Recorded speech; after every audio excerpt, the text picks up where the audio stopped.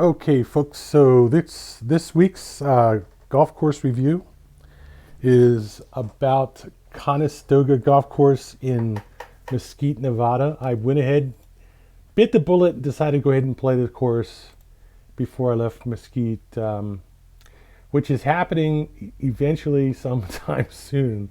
I haven't quite pulled together everything yet, but I think this will be the last course I play in the area. Now, this is an interesting course.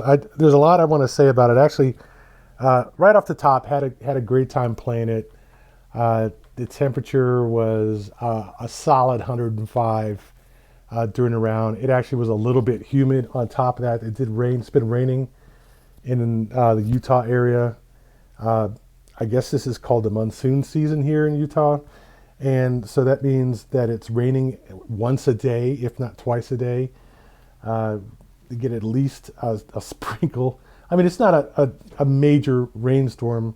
It's not like they're getting feet of rain or even much more than a couple of inches, but it's happening every day. Whereas, over the winter and the spring, it would rain maybe once a month, and or snow. When it snowed once a month down here in southern Utah, and so now it is. Gone from maybe once a month over the early summer to the late summer. Now it's raining every day. So this is what they call the monsoon season. So the one thing that puts a good spin on the fact that it's 105 degrees here almost every freaking day. It starts off somewhat cool in the morning, and you get out and play in the morning. It's going to be like 75, 80 degrees maybe, but by noon, maybe even 11 o'clock, it's 100, 95, 100, and then into the afternoon, it just goes. I mean, it's like literally like being in a broiler. So for me, it is a good 2-hour drive to get down to Mesquite from where I'm staying, and then back. I'm lucky to get home before dark. So I really have been having, existential moments when I play these courses in Mesquite. And I'm going, why am I doing this to myself? Like today, it was so sunny, so bright, so brutally bright out there that I'm like, why am I doing this? Seriously. And I don't even know what the hell is going on here. So yeah, admittedly today was the day where I was like, man, this has got to stop for a while. It's just been too much abuse, really. And the thing about it is that the courses are fun. I've had a great time playing the courses, and especially you knock back a couple of beers during the round. You get a good buzz on. And last week when I played Falcon Ridge, it was overcast for most of the round, so that was different.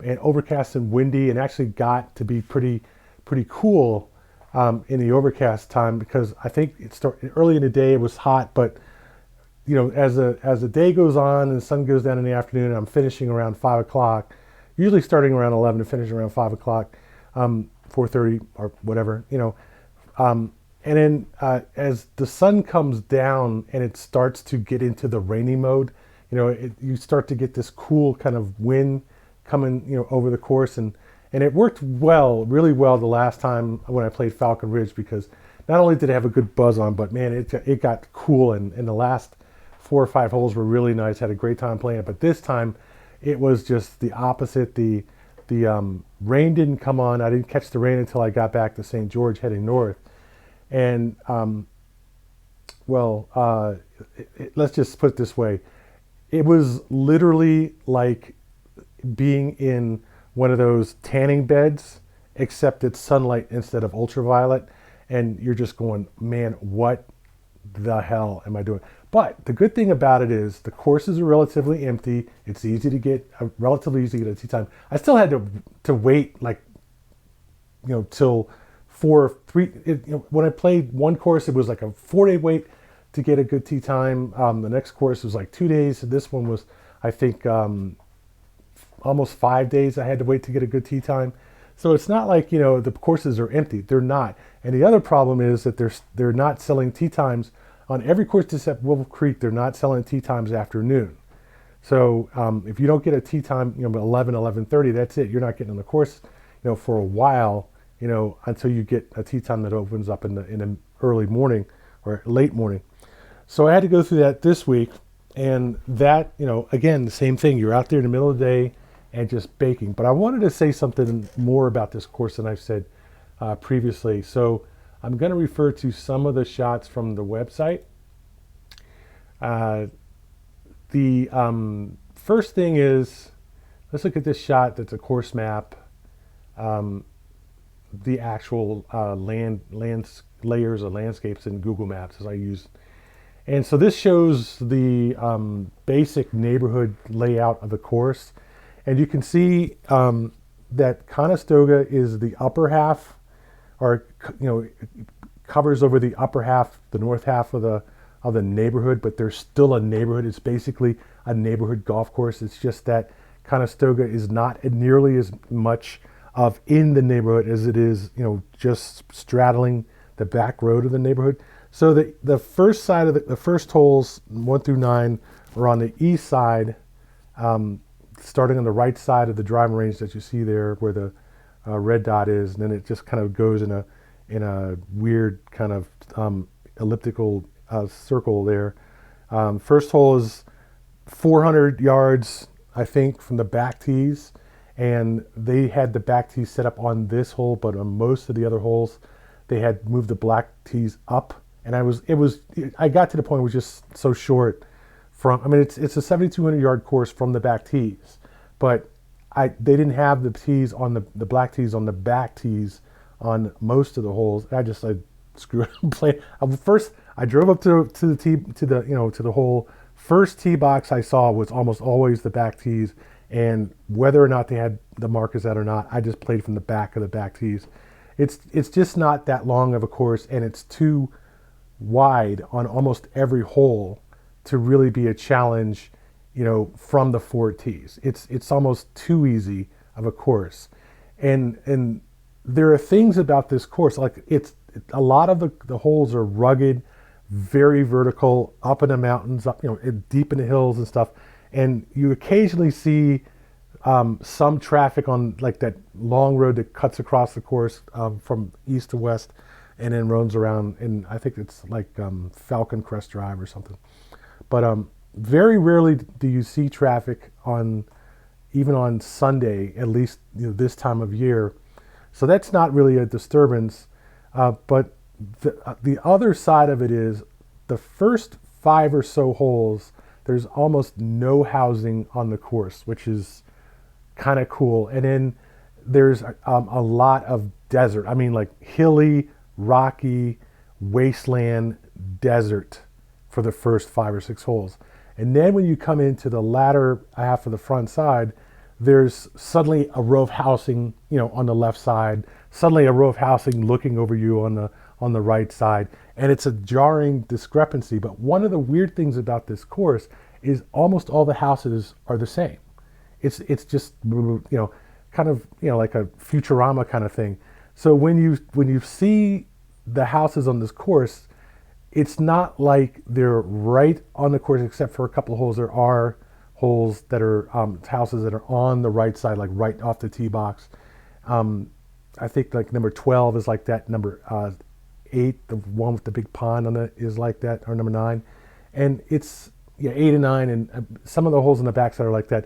But most of the holes have a balance between either having houses sort of just off the course, and in some places they are literally like a stone's throw away from the tee box or from the fairway, and on some other holes they're up these big walls that they've built, where the houses are like a level above the course. And it's kind of an interesting thing. It's not like there are no houses, but it's not like they're always a big problem and right there in your face. But definitely there are some times you can hear people talking and stuff, and definitely when you're in view, because you just can't ignore the houses that are right there. But it's not like super oppressive. It's just like once or twice every now and then Every 3 or 4 holes or so, you're reminded that you're in a neighborhood woods course. But in general, it's not too bad because there are a lot of holes on this course that are just remote desert, hills out there, and no one anywhere watching you except maybe from adjacent holes or something. So it's a nice clubhouse. You started a really nice clubhouse. It's got a nice kind of western feel to it. It's got a nice deck in the back, nice driving range there. And the first hole runs out on the driving range on the right, and the 18th runs back towards the clubhouse from the left side of the driving range as you look at it from the clubhouse. So it is, you have to play the back tees to get it tight. It's a wide course on almost all the holes. Even the par threes that are out there in the mountains and stuff, like on the front side, the second hole par three is like that, and there's another hole on the front side, and that postage stamp hole is likewise. It's not like that small. It's just a par three that's 150 for the back tees, and it's way up on these hills where you can see like out over the entire area, from there. It's kind of new. It's kind of neat, but it does give you that feeling of, oh, gee, what would I do if I had to actually come out here in a wagon, in the 1850s or something? It's really an interesting course in the sense that it's big, but not too big. It's tight, but not too tight, and it's long, but not too long. And it does give you, at least it gave me that feeling like, okay, I don't really have to worry about hitting fairways, so I can come out here and sort of play around and work on some of my shots and my driver and hit a lot of 3-woods and stuff, which is cool. And it's not a lot of courses out here that you have that freedom. Wolf's Creek does to a degree, but it's still a very tight layout, and in a lot of places you have to be careful, going into the fun zone when you play golf. It's definitely a challenge of a course. This course is much more friendly. It's a slope 137 course, 7,200 yards from the back tees. It's much more friendly for people to come out and work on their game and be adventurous, from the tee box or from the middle of the course and playing the greens and stuff. There are not really any holes where the greens are in someone's backyard, even when they are near a house, and you can get out here and go after greens and stuff and without too much trouble. But it's not like you can just come and shag balls all over the course and either find them, because there's so many rocks out on the course. There's so much desert out there. Balls easily get lost out there if you go into off the course. So it's not like you can go crazy on the course like you can at some of these other courses out here, just because the sides are so vertical on all the holes. It's not like that on every hole.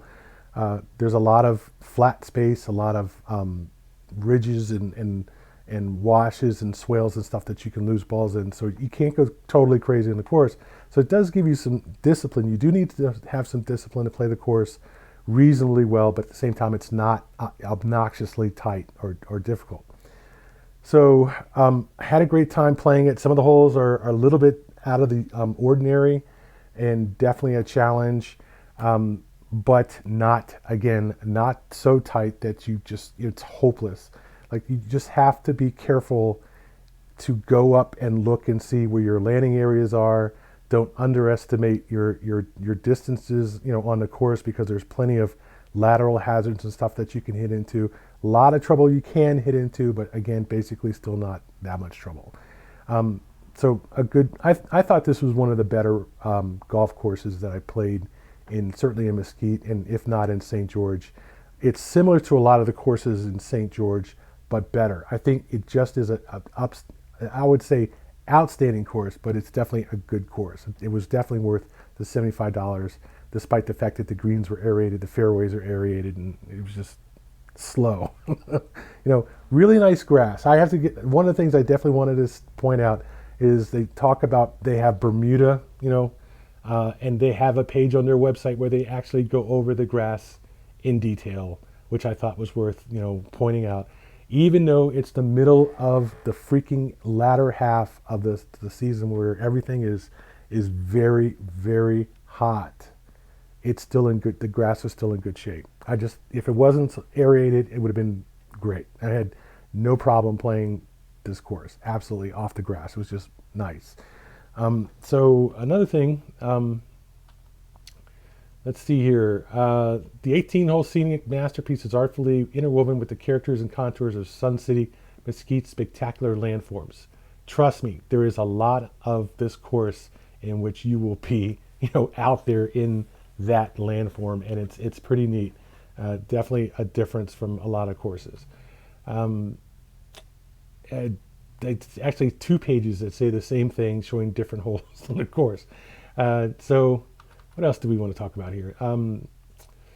I think I did take some shots off the website because they showed some scenes of the course that I thought were important to see, because they don't have a real course map. Again, they very little in the way of course markers. I think there's a 250 marker, and you really need to look at the yardage on the tee boxes, which they have, which is nice, because that's almost the only indication you'll get of yardage on the course. You're going to play a lot of holes by eye, and this one here says this is a Conestoga golf course, and then it has a picture of, I think this is the 9th hole, ninth green on the right, and on the left, I think that is the 8th, looking from above, probably.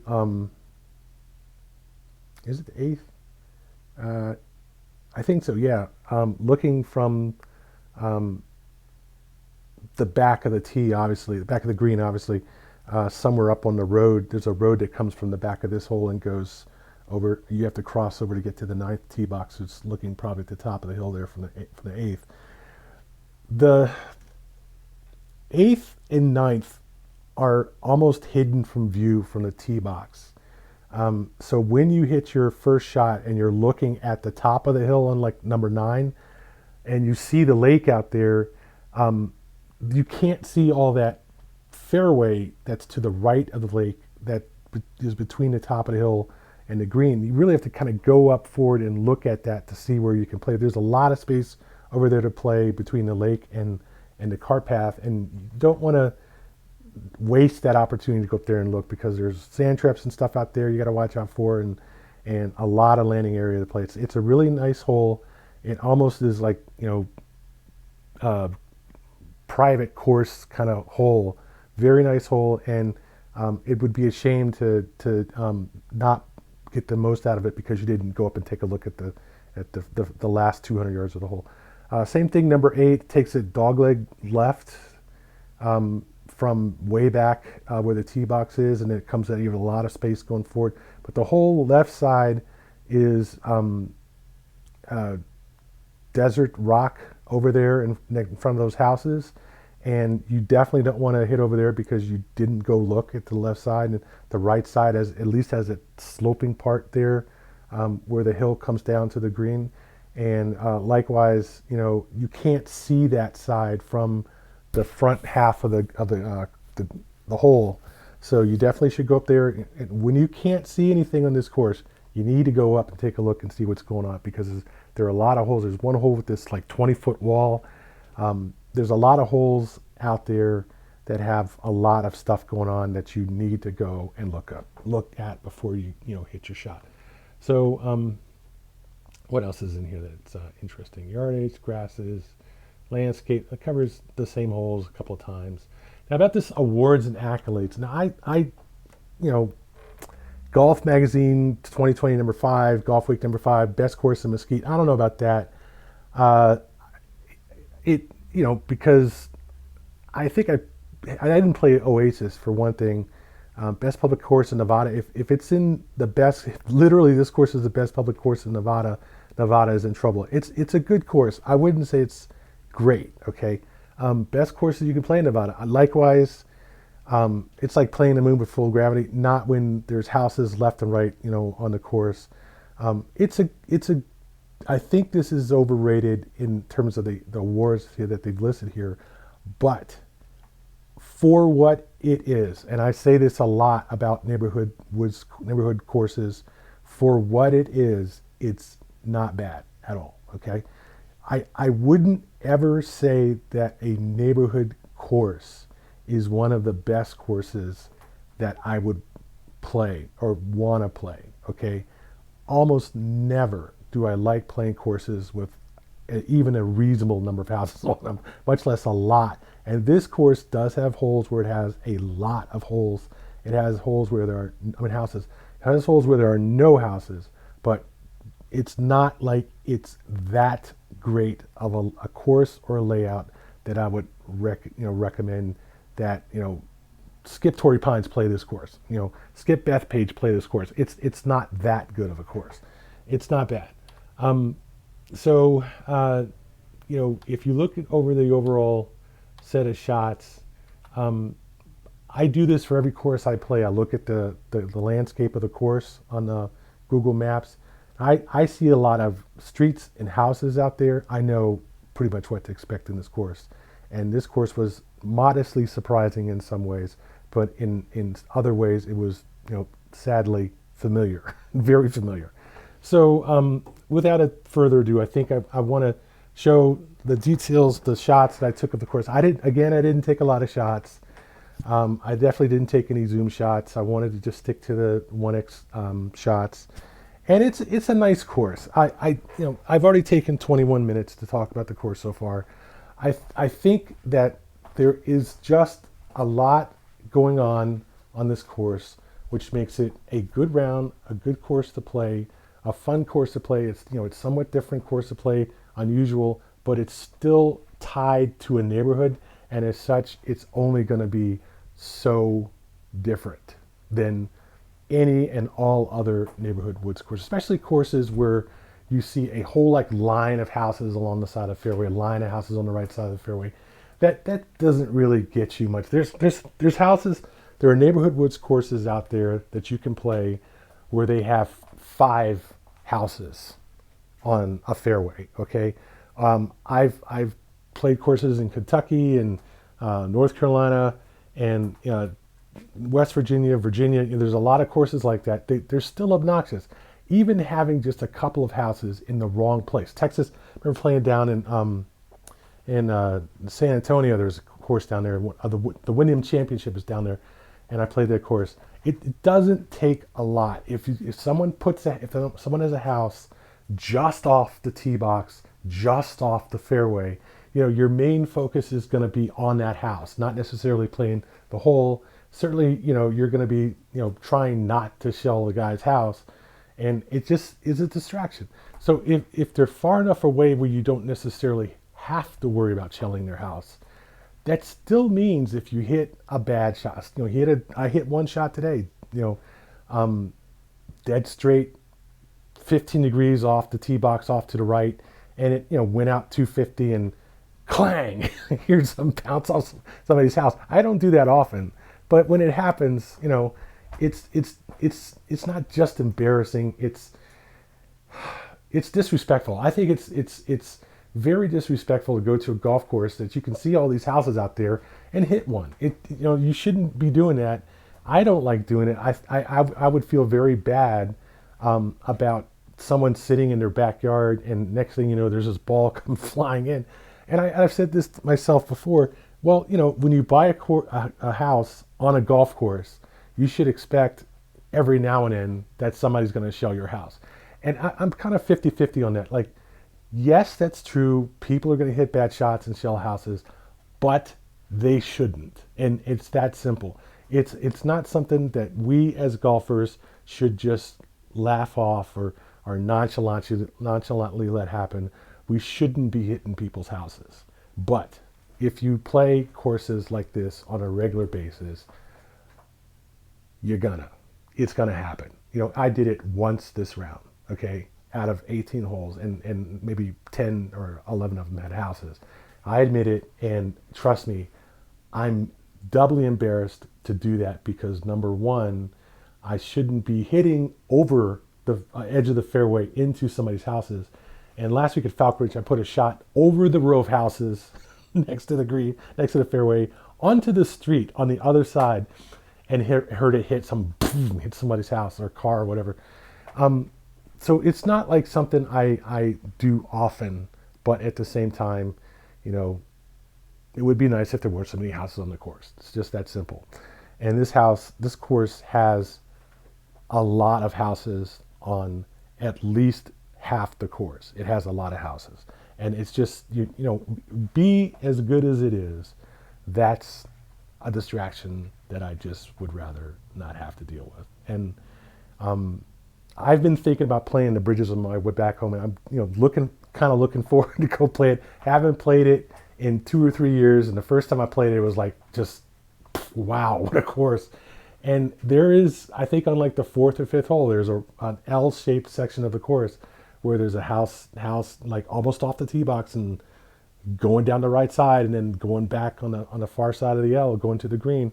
And I've been thinking about that, you know, that hole for, you know, many days now, many months, and just wondering, you know, can I play that hole without putting a ball into the wood, into the row of houses? You know, it's. I don't want to say it's an obsession. Obviously, I've obsessed on it pretty hard here, but it's just so much better to play a course where the houses are on the other side of the lake. You know, they're on the other side of the road, at least, you know, and not necessarily right adjacent to the fairway that you're playing. It just makes a big difference, in my opinion. Anyway, so Conestoga golf course, I have to give it a B plus. I definitely think it's a upstanding, respectable, good course, good opportunity to get out there and have a lot of fun playing it. And it's certainly a lot of eye candy. And if you like going out to the, you know, desert and high desert and rocky desert and mountainy desert, it's very nice. But it's still, you know, it's still just a, you know, a neighborhood course, a desert neighborhood course on top of that. It is not gonna get, you know, anywhere the respect that I would give like Torrey Pines South or Torrey Pines North even, or Bethpage, or you know, and there's other courses out there that I like, that I really enjoy playing. Whistling Creek, you know, is that what it was? Whistling Creek? Yeah, I think Whistling, whatever, in Wisconsin, just levels above this course. So if you're going to pay the normal rates where the courses are $200, okay, trust me, this will not compete with a $200 course on the side of one of the Great Lakes, okay, that is 75 degrees during the day in the summer.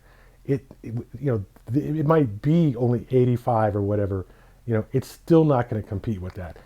The problem I really have, and I guess I'll close this out really quickly with this. The problem I really have playing on the West Coast or playing in Arizona is it's just not the same as playing somewhere in the mountains where it's cool, you know, where there's a lot of trees, you know, very vertical, a lot of trees, a lot of downhill, a lot of uphill, you know, tight fairways, sloping fairways, you know, 135, 140, 145 courses, 7,200, 74, 7,600 yard courses. It's just not the same. It's like someone trying to copy a Mozart concerto. They can make good music and it's nice to play, you know, but it's not Mozart. And I would just say, don't ever get to the point where you believe these people who want to say that these niche courses are anywhere near as good as some of the really good courses in this country. They're okay, they're not bad, but they're not going to blow your socks off. And this course is not going to do that either. That's Conestoga Golf Course in Mesquite, Nevada.